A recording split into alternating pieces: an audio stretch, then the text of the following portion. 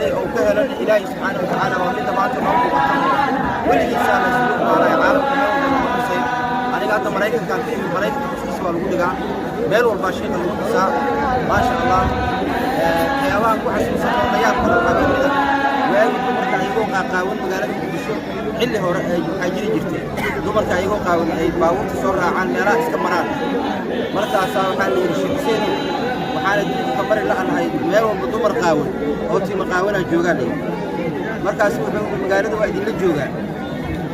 baabuurna ma wato baan meel walba danteedu ku qabsadaaye waxaa sheegaysiinna ma arkee tilaabta meeshaa dhigaysiin xagga ha u fiiraysiin